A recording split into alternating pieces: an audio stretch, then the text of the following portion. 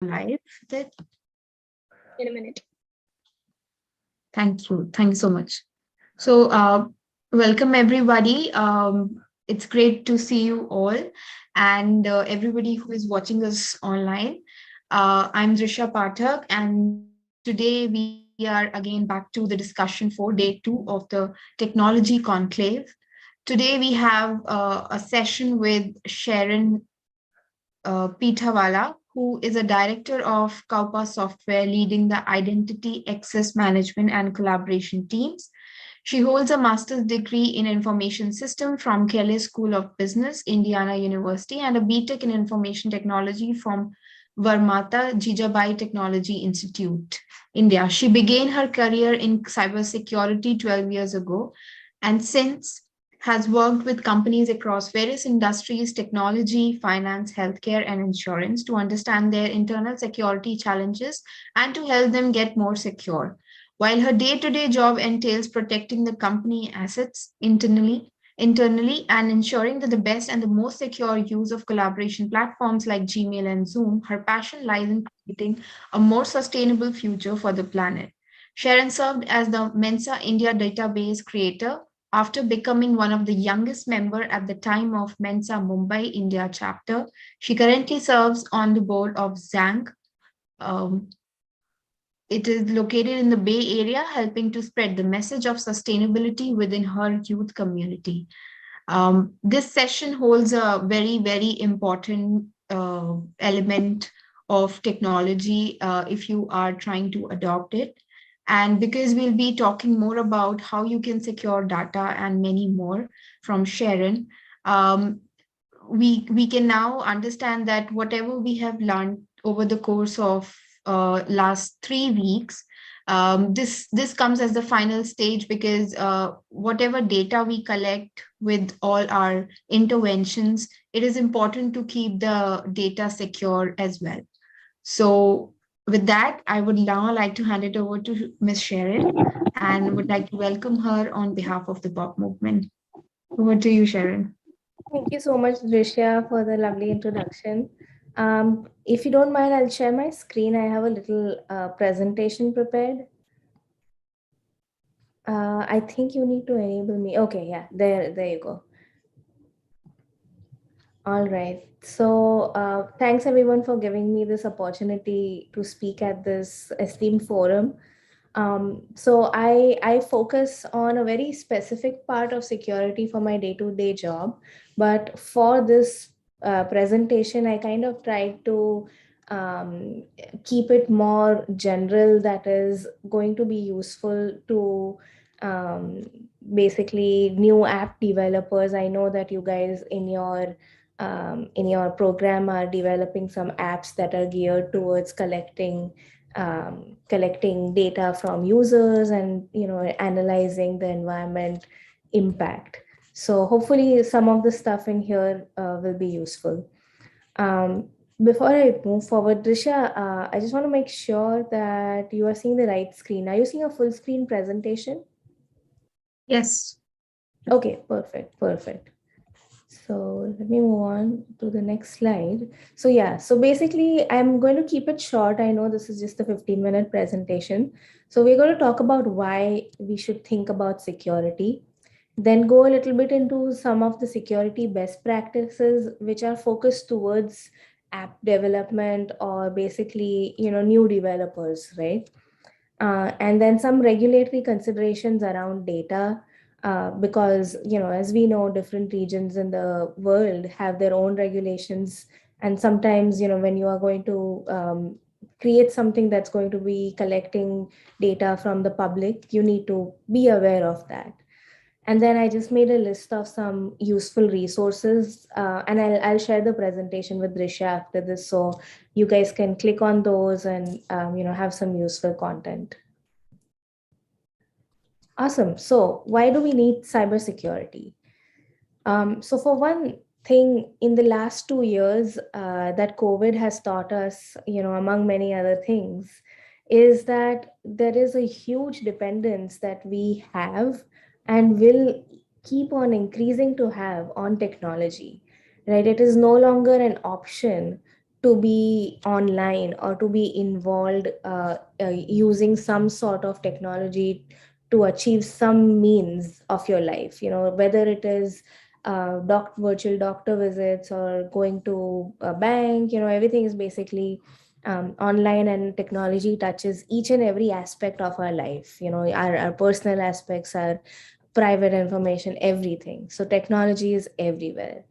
um, Normally when somebody says cybersecurity, you may tend to think, oh, I'm not such a big player in the market, or I'm not like this big company, or I'm not a bank that hackers are going to try and hack me and trying to rob me. But that is not the only aspect that hackers are trying to hack, right? Because every bit of information or data that is collected from users or the public is something that can be sold on the dark web.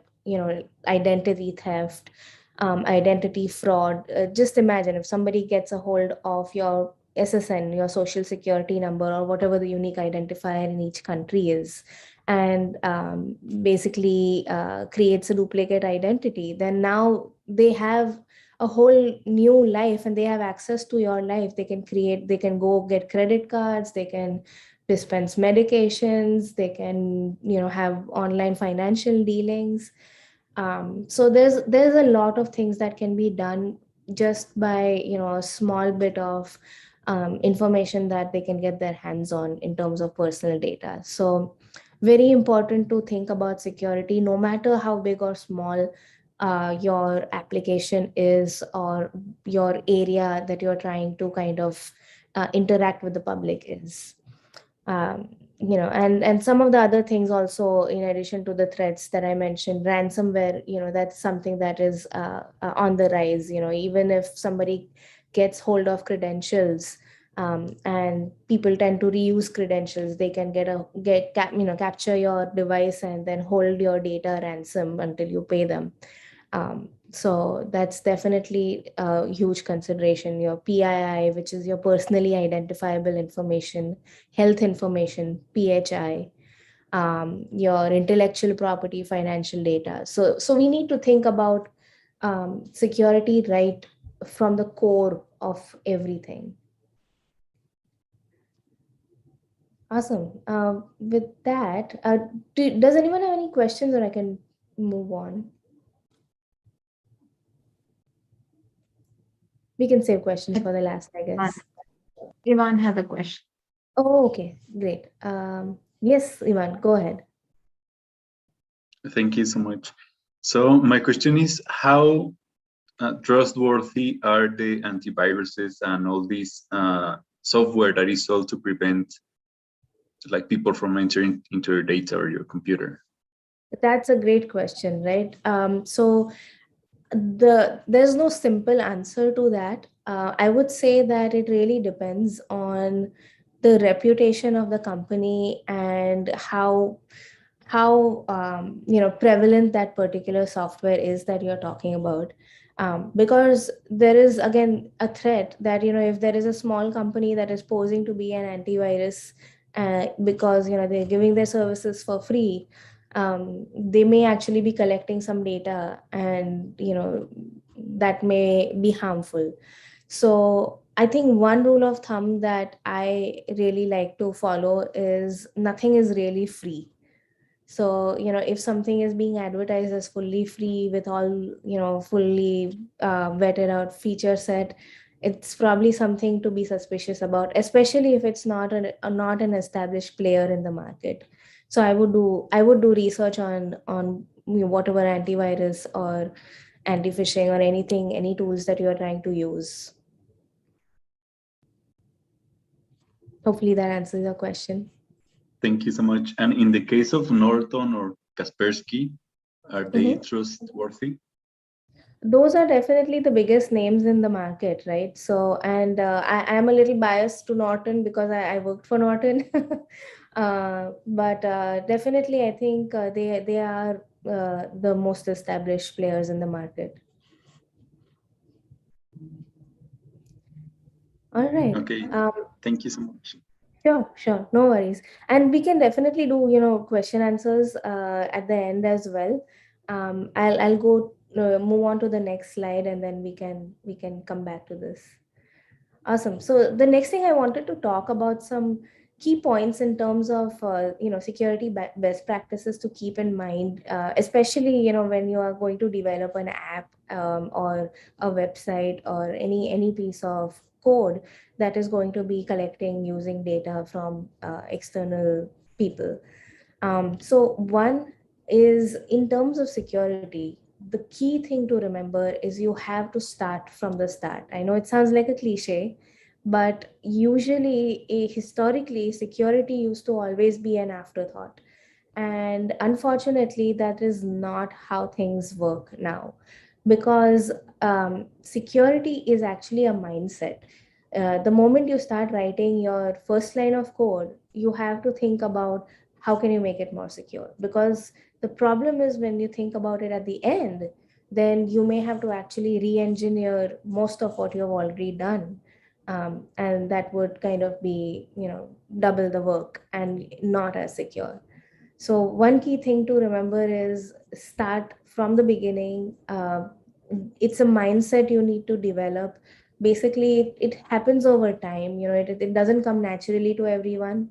But then at some point, when you develop that security focused mindset, there will be little alarm bells going off in your head when you kind of see something that doesn't line up. And you will automatically kind of figure out that, okay, if I do this, there is this kind of an attack that can happen, or somebody can take advantage, or you can do an SQL injection if I don't get this covered, things like that. So start from the start. The other thing is, you guys have a lot of tools available where you can do penetration testing on your code. There are some free, there are some paid tools available. I have a link in the resources. There's obviously way more resources on the internet that you can reach out to.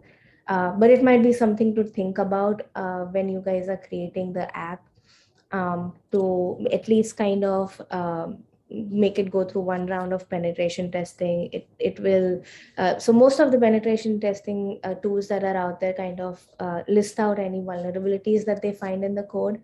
That way you can address them, fix them, again test it before releasing the app. Then there's something called a code signing certificate. So what is this? Basically, when you create an app and the app is communicating over the internet, there is bits and bytes in motion, right, in transit. Now they can be intercepted by a malicious actor, and basically your entire app can kind of be intercepted, and a malicious actor can pose that code, and then capture data from there.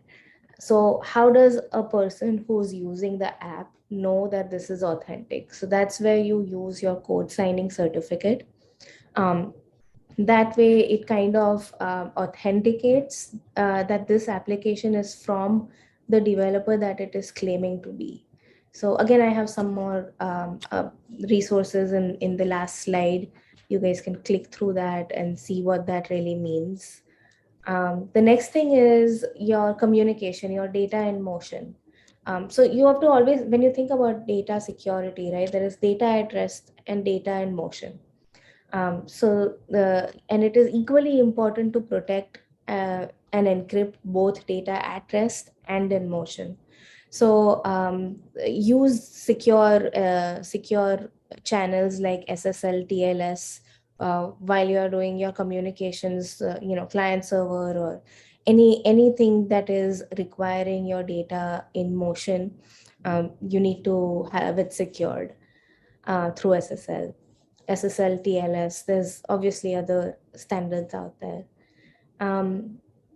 Next, basically the encryption. If you encrypt your data, then at least you are assured that if there is a hack or a breach, the material that the hacker gets their hands on is useless to them because it's encrypted. So, one of the most secure encryptions in the market is the 256-bit AES encryption. And there's obviously, again, a lot more complexities that you can get to in encryption as well. But as a starter, as a new app developer, this should definitely be a good start. The next one, this kind of falls a little bit in my wheelhouse of what I do day to day, identity management. So is sturdy authentication, session management, authorization.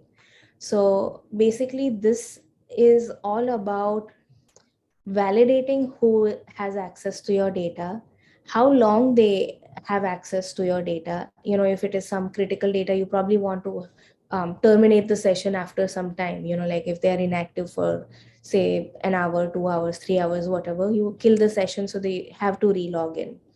And the right people having the right access at the right time. So the authorization, right? So you don't want everybody to have access to everything within whatever application you're creating. So you need to limit who sees what, and that part is the authorization. So there are standards such as OAuth 2.0 that you can leverage for your authentication, to make sure the person is who they say they are. Some things like multi-factor, basically MFA, that ensures that you are not just having people type in their username and password, and if somebody knows your password, they can get in. But then you're also sending them like an SMS push, or any other type of token push that validates who they are. And then that again has a lot more complexity. You can get into biometric validation and passwordless, but again, that's advanced level. You don't really need to go there. Just some basic authentication, authorization, and session management will get you covered, at least when you start. Least privileged, I touched upon that a little bit. Again, making sure that you are only giving access to what people need within the application. And on the other side of least privilege, basically, you should also kind of just collect the data that is relevant to what you're trying to do. So never collect more data from users, especially, personal data, identifiable data, and think that, oh, maybe let's just collect it. And then if we have a future use for it, it'll be useful. The lesser you collect, the lesser your risk is. So that's one key principle. Then obviously, as you kind of make different versions and you are improving your code, releasing new versions, constantly test your app, regularly update it, patch it, keep doing that penetration testing to make sure there's no new vulnerabilities that have come up. And then finally, back up your data, right? Nothing can 100% ensure that you are going to be safe, and risking losing everything is not worth it. So definitely, there's a lot of different backup solutions depending on what scale of backup you're looking at, ranging from free cloud hosted backups. There is GitHub, obviously, for your code.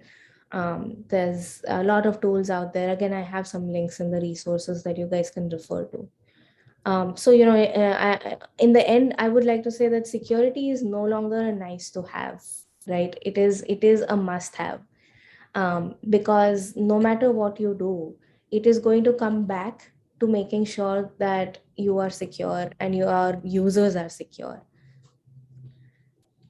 So with that, let's move on to the regulatory considerations. Here's what we'll do. I'll just go through the slides. I know I'm probably coming up on time, and then we'll take the questions. So in terms of the regulatory considerations, like I mentioned, there are some regulatory considerations that are prevalent no matter where you are in the world. And then there are some very specific ones that are country specific or region specific. So I've just highlighted a few of them. There's obviously more out there. But some of the key ones that I deal with, and that I think we should keep in mind, especially if we are collecting personal information or health information or financial, like credit card information from people. So the privacy regulations around the world, HIPAA is basically your health If you're collecting anything related to health data from users, then that falls under HIPAA. There are certain criteria that you have to meet, that your application has to meet to be compliant with HIPAA. GDPR is the European Union's Privacy Act, basically, that gives the end user the right to wipe off their history with any online vendor, right? Basically, it puts the power of privacy back into the hands of the users. CCPA is basically the GDPR for California. So California has its own regulation. If you're a resident of California, you're entitled to have those rights under CCPA. PIPEDA is for Canada, similar privacy regulation. Financial, if you're dealing with credit card data or any financial data from end users, from your users, you want to make sure you look into like PCI DSS, SOX kind of regulations. I know a lot of these things probably won't apply to you guys right now, especially in an informal app creation setting. But again, I want everyone who is an app developer to start thinking about it, or at least know in the back of your minds, because I'm sure if you are going to go more big scale, then this is something that at least you'll think of when you are trying to make something bigger. And then there's privacy policies. Basically, those are mandatory in certain countries, where you have to declare how a user's data is being stored and used. And a lot more detail in the privacy policy that you need to legally release to the users who are going to be using your app. Then some countries actually mandate you releasing how you manage your cookies on your websites. Terms and conditions is more to protect yourself from litigation. So you need to outline whatever needs to be disclosed in how you're going to be handling data, what you're going to be doing with it, if it is going to be stored in the cloud. All of that needs to be outlined, so that that is your basically cover for you, to make sure that people have read it and they are aware before signing up for your application. Same thing with consent records and records of processing activities. Certain countries mandate that you store the data on how you are using, changing, modifying user information. So it's just something to look into, especially if you are going to make your app available for people to download through an app store or something like that. You should probably look at all these. And I think that might be it. Yes. And then these are links to some of the stuff we spoke about. So, on your own time, you guys can go click on these and read more. There's some tools, resources out there. Hopefully, that'll be useful. All right. How are we doing on time, Drishya? Yeah, absolutely on time. I wanted to ask you if you can cover more about cookies management, because that is something, mostly, usually now all the websites as well as applications ask for whether we should accept them, or what is the role of cookies in that way in securing the data. So cookies are usually used for kind of storing certain bits of data that are reused later on in your application, right? So essentially what you are doing is kind of what the user is typing in is being retained in either it is on your side or on the local user's computer. Again, I don't know too much in detail, so I'm going to say whatever I know. But there is some things to keep in mind, right? For a cookie, basically, you need to figure out how long you want to maintain them. What is the information that is going to be captured? Also, basically, you need to make sure that you give the user the option to opt out of that, right? Or opt into what information they are okay with being stored.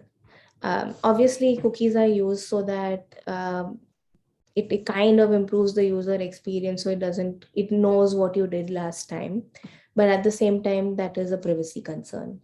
So you need to make sure that you're kind of balancing both out, the user experience and the privacy part of it. Okay, thank you so much. I think Kevin Sure. has a question, but I will again Sure. like to request you to go back to on the previous slide so that I can go through the list again. Oh yeah, sure. This Yes, one thank or you. this one? This one, yeah. Kevin, go Okay. ahead. You can answer. Yes, I want to ask on user and on a company perspective, how do we know if we have been hacked or phished or all of the above? You mean when you get an email or something? Sorry, I didn't hear the first part of the question.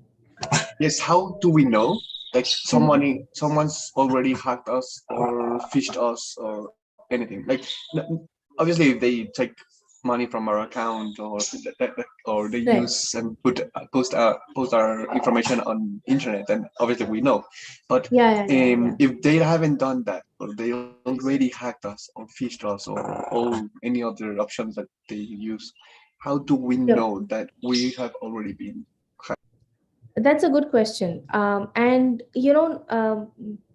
for a lot of people, you don't come to know for a very long time, especially with ransomware, right? Like the way that these attacks are kind of formulated, they're going to infect your computer, and then at a certain time they will start doing certain actions. So you may not know till it's too late.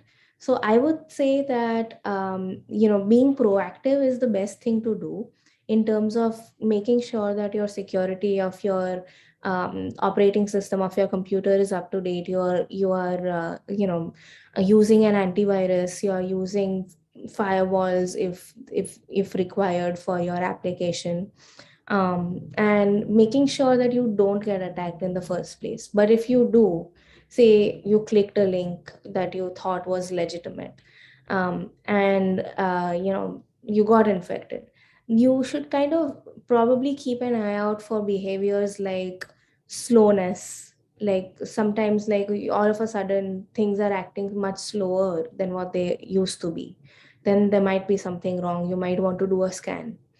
um, then maybe some abnormal behavior like windows closing or opening on their own. It's really hard to define what the exact behavior can be, but anything that looks out of the ordinary, right? It's better to be more proactive and not ignore it, than ignore it thinking that it's just something quirky that your computer is doing, because if it is quirky, it might be something that you need to pay attention to. So that's one. But again, my thought is here, rather than having to react, you should also always be proactive. So make sure that you don't get attacked in the first place. So some things that to keep in mind, right? When you receive emails, make sure you read the email address that you're receiving the email from. It may not be from who it is claiming to be from, right? It may be a phishing tactic, and sometimes these people who fish, they are getting cleverer and cleverer, right? It'll look exactly like what you expect it to look like, but like an O will be a zero, so it's not really the same person. So just pay extra attention to who it is coming from. If you are clicking on links, then you want to make sure that you hover over the link or right click and see that the link is actually taking you to a legitimate website. Sometimes you don't know. So, what I usually do is I see if it is a certain domain, then I'll just go on Google and see if it is legitimate or not. So just some small things that you can do to make sure that you are validating who something is coming from. And as a rule of thumb, never open files, right? I mean, never open files, attachments that are coming from someone that you don't know, or something that you don't expect. Hopefully that answers your Thank you question. very much. I have another question. So Sure. we yes, it did a lot. Thank you. And but I have another one. So we have an idea that we searched that emails that are not being deleted, they actually make a really bad environmental cost, right? Because they use a lot of energy. So now energy and information is kind of the same. So if you say something, then equals energy that you're using in order to say it. So one suggestion was to erase the emails. So we are not using that energy, and now we have a very we are making an impact, a positive impact for the environment.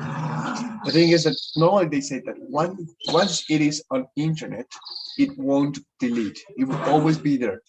But in the other side, they say delete your emails. So how could we manage that? So if I ask, for example, Google, I want to erase my account or delete my emails, are they actually disappearing?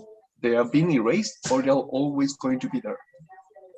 No, so definitely they are being erased. So again, it really depends on what you are really asking, right? So in terms of emails, one, you can set, basically it depends. If it's a corporate email, then there is something called a retention policy. So that policy is set by the company, such that even after the user deletes an email, it is maintained for a certain period of time, so that in case the company needs records or they need to investigate, then they can access it even if the employee has deleted it. So that can be anything between 1 year, 7 years, depends really on how long they want to maintain it. I have seen normally 7 year being a retention period, but that's on the corporate side. For personal emails, I'm pretty sure you can also set something like, I know in Gmail, you can set your emails to auto archive after a certain time. But I think you can probably, like in mail clients like Outlook and stuff, you can configure how long do you want to keep your emails and then delete them.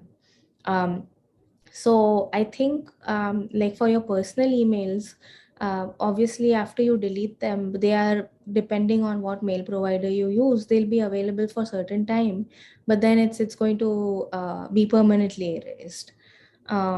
Now in terms of how a particular cloud provider like Gmail has their servers that they host, right, in their data centers, which we know as the cloud, how long they retain our emails, that is something that really depends on their corporate policies. And again, they are driven also by regulations, right? Because they may be, needed to produce something that was erased by a malicious actor on the demand of a federal agency or something like that. So that is something that you may have to really look up, how long really each email provider maintains deleted emails. But to answer your question, your email that you delete today from your inbox definitely stays on for longer than you think it stays on. But eventually it could disappear Eventually, and I'm not sure use any after more whatever. energy, right? Yeah, yeah. So again, that's a good point. Eventually, based on the retention period and everything, it is eventually going to be permanently deleted, right? And it's probably going to be overwritten, or that storage space is going to be reallocated, or depends on how it is being done. Okay, thank you very much. Sure. Um, Sharon, I wanted to ask a question specifically about, so whenever we log in into an application or Mhm. we create our own app, we initially want the data from the user, that who is the person, like the basic data that we ask for. So we usually get two options. One is that we directly log in from our social media account like Facebook, or we create our own sign up by entering our email ID and other information. And third option is, of course, connecting it with Gmail. So from user end as well as from the person who has been creating an app, the data that you collect from each of these methods to sign in into an application, uh, are they all equally like, how do I measure security of logging in as a user as well as collecting that data as a like the owner of the application? No, great question. The three methods you mentioned, actually, it's kind of two though, right? Because like Facebook login and Gmail login is going to be the same. You're using a third-party login service, versus creating your username and password and then using that. So creating the username and password means that basically you are going to be collecting that username, storing that password somewhere on your database, as the owner of the app, or the website. And the other one basically means that you are using a third party authentication service that already has the user's data in some encrypted form, and it is basically authenticating that this is the person who's logging in. So then you don't have to maintain the credentials of the person, you probably just have to maintain the username. So in terms of secure, I would say that a third-party login service would be easier to manage for you being an app developer, because then you don't have to worry about protecting the passwords. But if you are giving the option of creating a local username and password, and a lot of people don't want to connect their social accounts, right? Because they don't trust how much information is going to flow between their social account and the application. So, when you give the users the capability to create a local username and password, you want to make sure that you are encrypting the passwords, and basically encrypting in such a way that even you don't have access to see. So at the point that the user enters it, before it gets stored in your database, it needs to be encrypted. And at the point where they are kind of typing it in, it needs to be decrypted. Sorry, I just got something to admit someone. All right. Yeah. So yeah, encryption is very important when you are dealing with user credentials or any user's personal data that you're collecting, right? Does that answer your question? Yes. And I think you very well answer my question. As an app developer, I think I understood that using a third party can be easy way for me, at least when I'm initially starting my new application. Thank you. Sure. Ivan, go ahead. I think you have a question. Thank you so much. Actually, I have a couple, if that's fine. So the first one is it safer to use WhatsApp or to use, what's the name of this one? Telegram? Well, yeah, Telegram and Discord, are those safe? Ivan, you asked the hardest questions. So to be honest, I know there is a lot of controversy surrounding the security of the data and WhatsApp, especially after Facebook bought it. And because of that, a lot of people have switched to Telegram. But I honestly have not done enough research to say that one is safer than the other than the general speculation that exists that Facebook does not handle data privacy well, right? So a lot of it has to do with perception. There is some truth to some of the things, but my advice over there would be, try and research how a company uses the data that you are kind of putting on that platform. And if you are going to exchange some data that is going to be kind of like PII or PHI or critical data, I wouldn't use any of these platforms to exchange that data, or even files that you don't want that contain highly sensitive information like financial information or something. You don't want to exchange them on these kind of platforms. I would rather use I would rather like encrypt it using something like zip it or like 7-zip or something like that. Create a WAR file, put a password on it, and then send it over a secure email channel. Okay, thank you so much. And the other question was, so let's say a company or I don't know, Discord, Telegram, or whatever, they have their like policy agreements and all that stuff, but can't they do anything that is not stated in there? So maybe they are also collecting another kind of information that they didn't put in the policy stuff. So that I'm like a little bit suspicious that maybe the policy says one thing, but they are doing another. Is that possible? It's always possible, but the amount of scrutiny, especially that these large platforms go through, and the regulatory compliance they have to meet, it is highly unlikely that they are doing something that's not stated. If they are, and at some point that is exposed, then that is a class action waiting to happen, right? So generally, it's a reputational risk, and most companies are not willing to take it. So it will, whatever they are going to be doing will be stated somewhere in fine print in terms and conditions or privacy policy. Somewhere they will have written what they are doing with the data. Okay, thank you so much. Sure. Sharon, I think Kevin also has a question, but I also can have a question. Yeah. This is regarding, can you tell us that, as you mentioned that it's safer not to, download something from sent by somebody or so. So usually when we have an app, suppose we are trying to create a carbon calculator or a plastic calculator or something which is asking for a like uploading a file from a user end.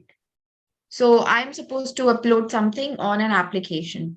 So can you tell about the mechanism of security that the app creator needs to follow, keeping in mind that, uh, that application is getting and uploads every second based on the number of users who are signed in? Yeah. And that's exactly what I was talking about in this point here, the encryption, right? And these 2 points actually, the SSL and the encryption of the data. So you want to make sure that when you're writing the code to, when you have your upload button that allows the user to upload a file, you are actually using some form of encryption to encrypt the file even before the user even before basically the file is ingested. So basically it's encrypted at the source. You should be sending it over a secure communication channel, so HTTPS, which uses SSL. And at the point of the download, again, you have you can use symmetric or asymmetric encryption, which will decrypt your file when coming back. Asymmetric is safer than symmetric. And again, there's some resources on the last slide that you can look into in terms of how you can use the encryption mechanisms. Okay, thank you so much. I think Sure. Kevin also has a question for you. I'm so sorry we have been like not No letting you worries. even Yes, sip I'm water. No worries. Happy to answer. sorry. Kevin, go ahead. So if I don't know if you know, there's some emails called like button mail, which they're supposed to be anonymous, but there's also the browsers that you use that are supposed to be anonymous. So are they real anonymous? Do you suggest that also to use on our app that we are developing, or on our company's webpage? Is there a really good option to use that? So what I understood of your question is the private browsing mode that you have in your browsers like Chrome and stuff. Is it really private, right? Yeah, that one, and there's also emails like that. Like for example, button mail. They're supposed to be anonymous also. Okay. I don't know about that email client. What is the name you said? Well, I don't know. In any browser, you can ask for the anonymous search, and No, no, not the the browser, other the one, email. Proton, App. Proton mail. Oh, Proton. Oh, okay. I don't know about that one, but the browser one is really, it really depends, right? So I can tell you that if you're using a company machine, a company laptop, and you're using private browsing mode, it doesn't matter. It is still what you are browsing, or the URLs, or whatever your browsing history is still going to be visible to your employer. So the thing that the private browser does is that it will just not record sessions, or session based information, such as it won't store your credentials, it won't store cookies, it won't have it won't store your history, so that if somebody else logs in after you on the same browser, they won't be able to see. So it's giving you a very basic layer of abstraction. But if somebody really wants to know what was done on it, then obviously, if you don't have administration rights on your machine, or your machine is managed through device management from your company, then it's really not private. The email app, I don't know about, actually. That is something I'd have to look into.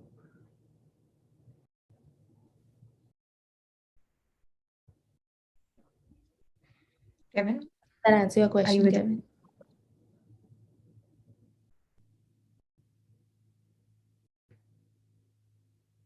Kevin, can you Yeah. hear us? Yes, I can now. Sorry, internet problems. Oh, okay. Sorry. Did you catch my response, Kevin?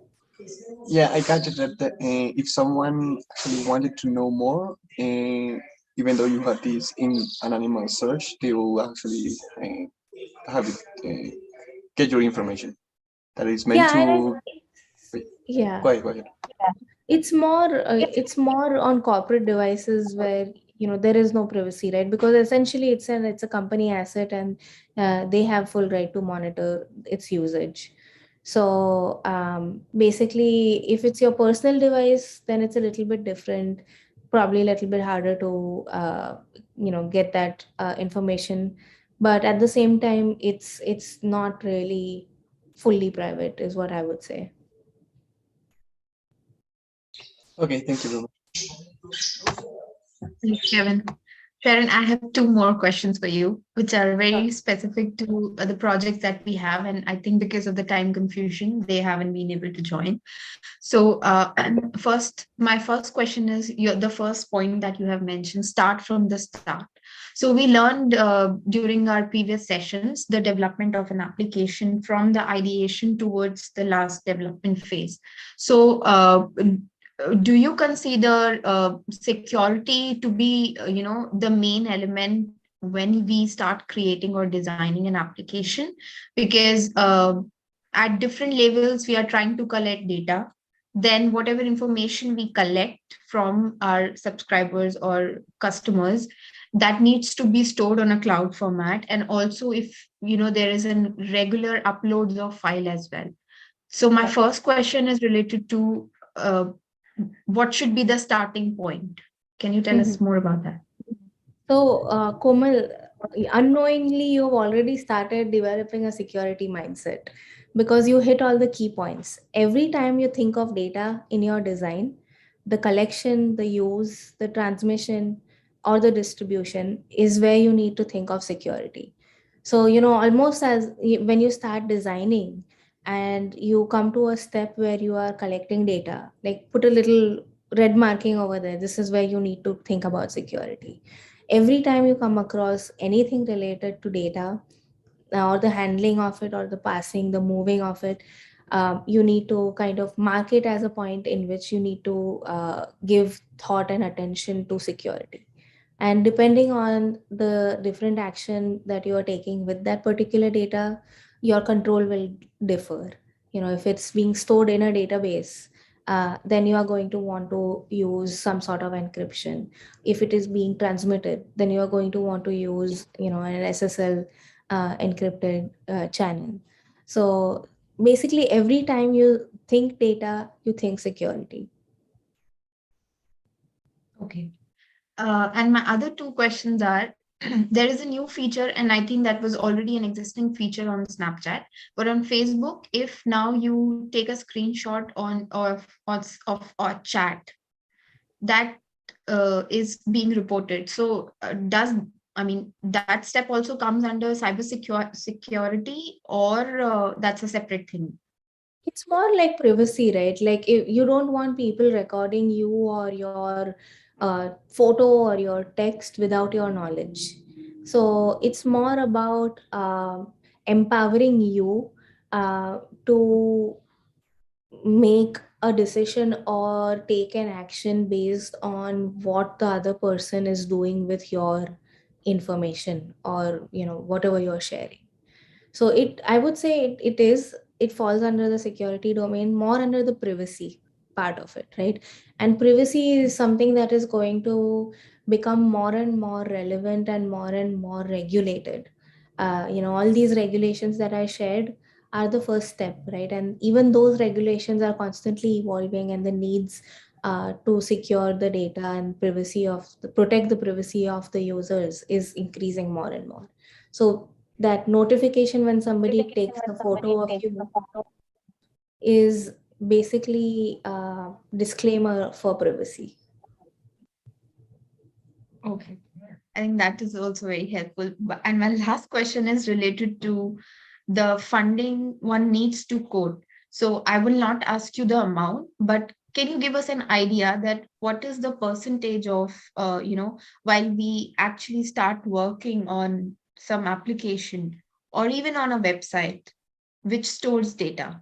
What is the ratio of, the funding that we need to separately allocate for cybersecurity? A percentage or some ratio? It's a good question. It really depends, right? Because obviously you are going to have to allocate some budget towards it, because you will need tools. um, I don't know if there is a golden number to it, really, because you can do as much with as little, or as little with as much. It really depends on how efficiently you are using the tools available, or how much how efficient you're being with what you really need versus all the bells and whistles and what you can have.